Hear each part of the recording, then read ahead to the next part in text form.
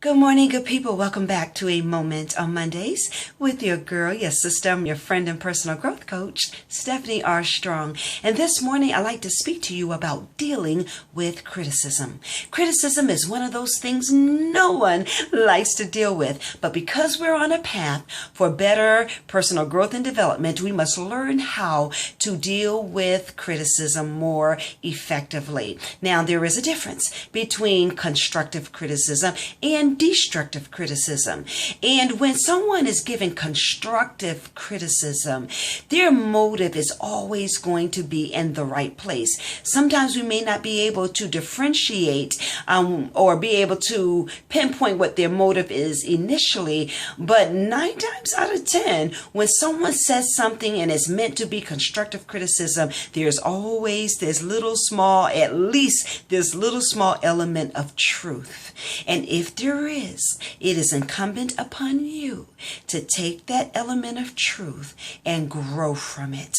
Even if it feels a little painful, even if it hurts your feelings, it is your responsibility to do some self-reflection and self-evaluation and ask yourself and answer honestly, is there some truth to this? And if it is, allow yourself the opportunity to grow from it. You will be a better person in the end.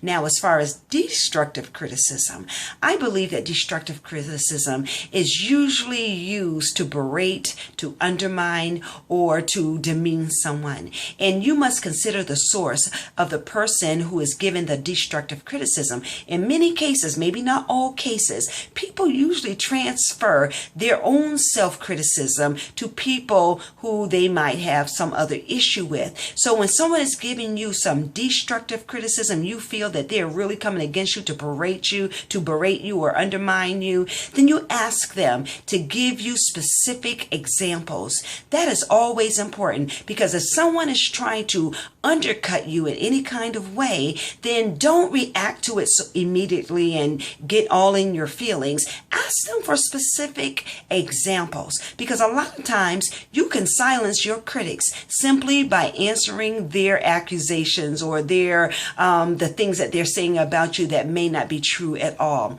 Well, that's all that I have for you today. Today, I want you to, in fact, this week, I want you to learn to listen without defending and speak without offending. Listen without defending and speak without offending, even when it comes down to criticism. You can rise above your critics. You can either become better or you can become bitter. That's all that I have for you today. I will see you on next Monday. But until then, make this your best day ever.